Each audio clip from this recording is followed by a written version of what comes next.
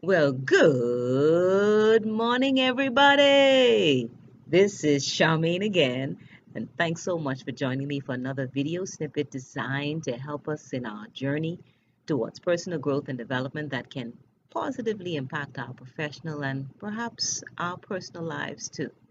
Today, I want to share with you an odd experience I had yesterday. It's an experience that allowed me to glean a few valuable tips from it, though, on how to remain optimistic and positive, even when our environment is working totally against it.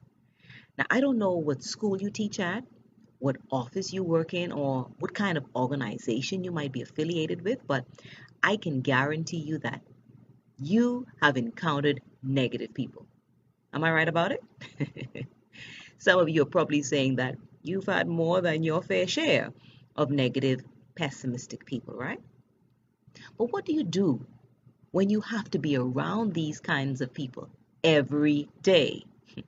John Gordon calls these people energy vampires.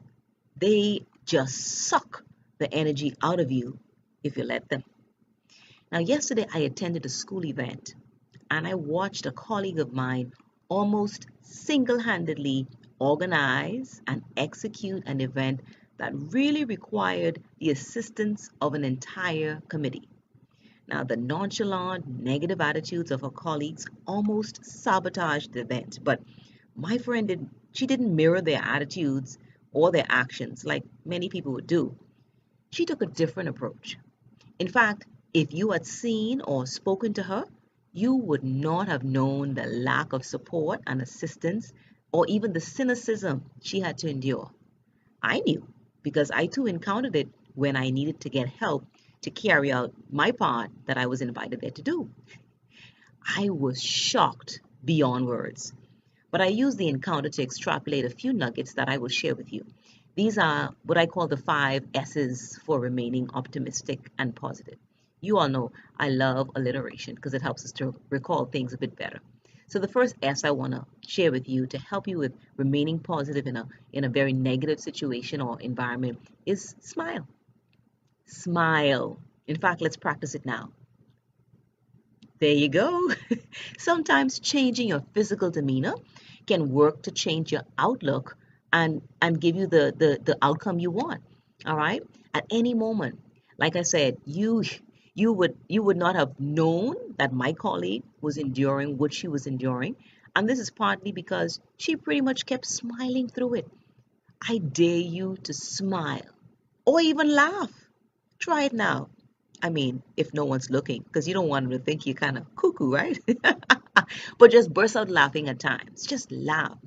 Smiling and laughing, these are natural antidepressants these can help you navigate through some negative waters. So smile. Perhaps even check out Kirk Franklin's song that's called Smile. The second thing I want to do, the second S I want to implore you to do is speak.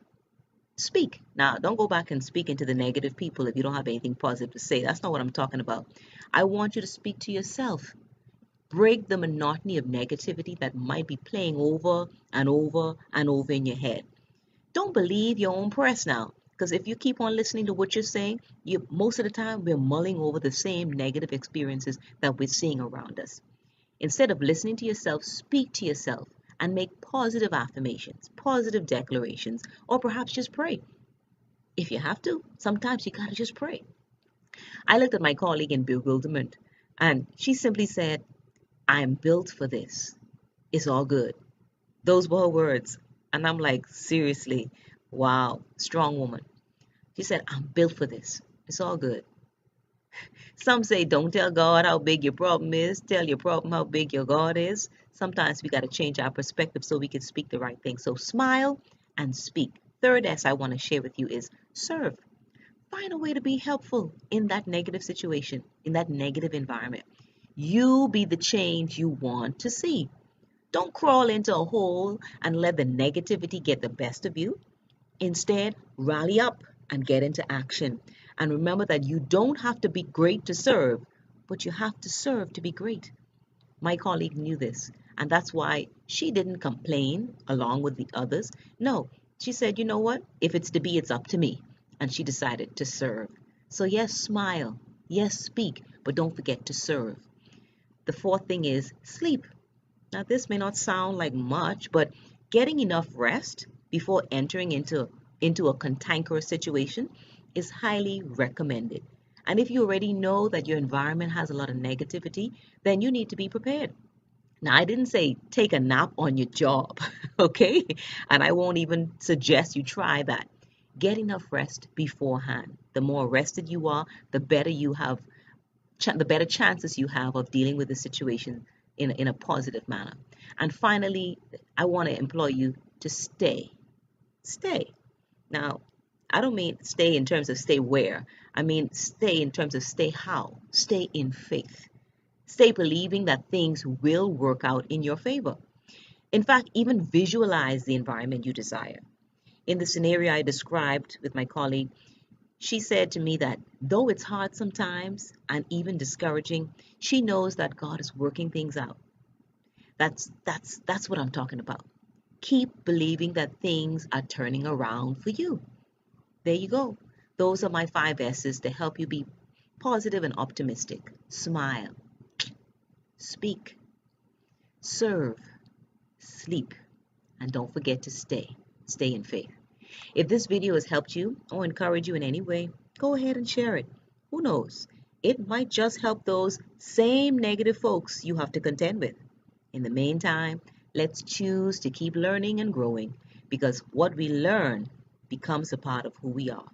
And like Einstein said, once we stop learning, we start dying. So never, never stop learning because guess what?